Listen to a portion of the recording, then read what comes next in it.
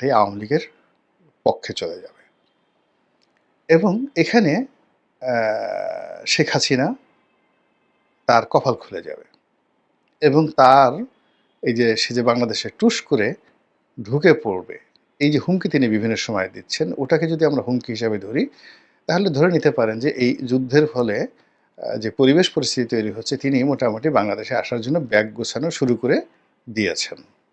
কেন এবং কিভাবে সেই বিষয়টা নিয়ে আলোচনা করব।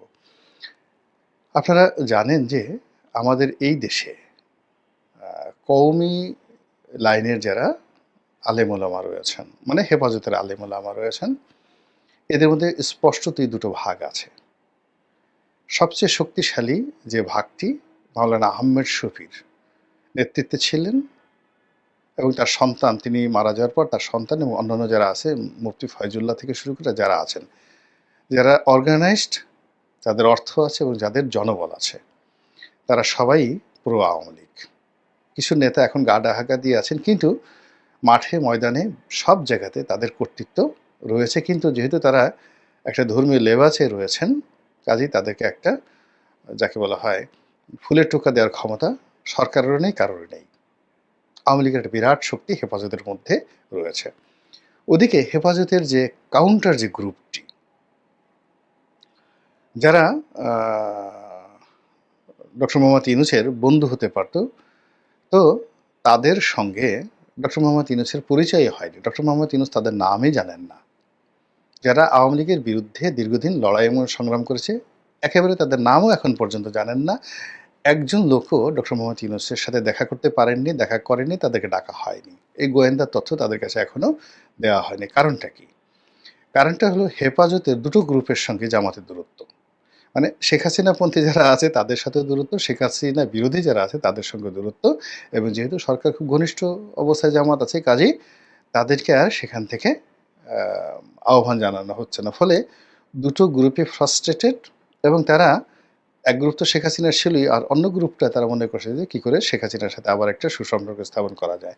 গেল হেফাজতের এই অংশটি। মামুনুল হক থেকে শুরু করে অন্যান্য যারা হেফাজত করে, আবার মাদ্রাসা চালায়, আবার আলাদা রাজনৈতিক দল করে, খেলাফত মজলিস, তাদের কথা আলাদা। কিন্তু অ্যাজ এ হোল হেফাজত বলতে যা বোঝায়, সেখানে মামুনুল হক হলো যে তার যে রাজনৈতিক ক্যারিয়ার, সেই রাজনৈতিক ক্যারিয়ারের হয়তো 10%, বাকি 90% সে কিন্তু তার নিজের রাজনৈতিক দল, নিজের মাদ্রাসা, নিজের ক্যারিয়ার, নিজের সব কিছু তিনি সেটা করছেন। কাজেই মামুনুল হকের সঙ্গে ডক্টর মোহাম্মদ ইউনূসের ঘনিষ্ঠতা, বৈঠক, এটা জামাতের সাথে ডক্টর মোহাম্মদ ইউনূসের সম্পর্ক, বিএনপির সাথে সম্পর্ক, মানে মামুনুল হক ইজ টোটালি ডিফারেন্ট। এখন দেখা গেল তার একটা ফেস ভ্যালু আছে, তার একটা, যাকে বলা হয়, কথা বলার, যাকে বলে, প্ল্যাটফর্ম আছে। তো সেই কারণে হয়তো তিনি ব্যবহৃত হচ্ছেন বা তাকে ব্যবহার করা হচ্ছে, এবং একইভাবে শেখ হাসিনাও কিন্তু তাকে ব্যবহার করেছেন এবং তিনি জেলে গেছেন। মানে তিনি মূলত এখানে সবসময় শেখ হাসিনা এবং তার গোয়েন্দা সংস্থা তার উপর একটা চাপের মধ্যে রেখেছিল এবং তাকে ব্যবহার করা হয়েছিল, এবং তাকে আবার সেই গোয়েন্দা সংস্থা কিন্তু ধরায় দিয়েছে, এবং তিনি যে জেল খাটছেন, মানে এখানে ওই সময়টাতে তার যে অবস্থা ছিল আওয়ামী লীগের জমানাতে, এখনও ঠিক সেম অবস্থাতে তিনি ডক্টর মোহাম্মদ ইউনূসের কাছাকাছি যাচ্ছেন, এবং এখানে গোয়েন্দা সংস্থাই তাকে নাড়াচাড়া করছে। এগুলো মামুনুল হকের অবস্থা। কিন্তু এখানে তিনি জামাতের সাথে তার কোনো সম্পর্ক হয়নি, বিএনপির সাথে তার কোনো সম্পর্ক হয়নি, এবং তিনি হেফাজতকেও তার এই ডক্টর মোহাম্মদ ইউনূসের সাথে তার যে সম্পর্ক, এই সম্পর্কের মধ্যে তিনি হেফাজতকে এখনও জড়াতে পারেননি, আনতে পারেননি। এটাই হলো ঘটনা। এর বাইরে যেটি রয়েছে তাবলিগ জামাত, হেফাজত গেল, তারপর হলো তাবলিগ জামাত। তাবলিগ জামাতের যে দিল্লি মার্কাজের যে পুরো দুটো অংশ, একটা হলো মাওলানা জুবায়ের, আর একটা মাওলানা সাদপন্থী জুবায়েরপন্থী। তো দিল্লিতে যারা রয়েছেন, সেই দিল্লিপন্থী যারা আছে, তারা 100%, দিল্লি মার্কাজের যারা রয়েছেন তারা 100% শেখ হাসিনাপন্থী, শেখ হাসিনার ভক্ত, এবং এদের সংখ্যা ধরেন 50-50। আপনি মানে বর্তমান সরকার, বিএনপি, তারা কেউ কিন্তু এদের একটা পশমের ধারে কাছে যেতে পারেনি। আবার অন্যদিকে যেটা বাংলাদেশের যে অংশটি রয়েছে, যে অংশের সঙ্গে হেফাজত, যে অংশের সঙ্গে মামুনুল হক বা অন্যান্য যারা আছেন বাংলাদেশপন্থী হেফাজত, মানে তাবলিগ, এই অংশটির সঙ্গেও সরকারের সঙ্গে বিএনপির সঙ্গে কোনো সম্পর্কটা নেই। ফলে তারা ইনঅ্যাক্টিভ অবস্থায় রয়েছে। এর কারণ হলো এই যে হেফাজতের এই অংশটি এবং একই সঙ্গে তাবলিগের এই অংশটি, এটির সঙ্গেও জামাতের দূরত্ব। কেন জামাত তাবলিগ জামাতটাকে মানে আকিদা, তাদের যে আকিদা, এটাকে একটা বাতিল ফেকরা মনে করে। এটাকে অনেক আহলে সুন্নাত ওয়াল জামাতে যারা লোকজন রয়েছেন, তারা এটাকে মনে করেন যে এরা রীতিমতো ধর্মের মধ্যেই নেই, খারিজ হয়ে গেছে। আর জামাত তো তদ্রুপ মনে করে।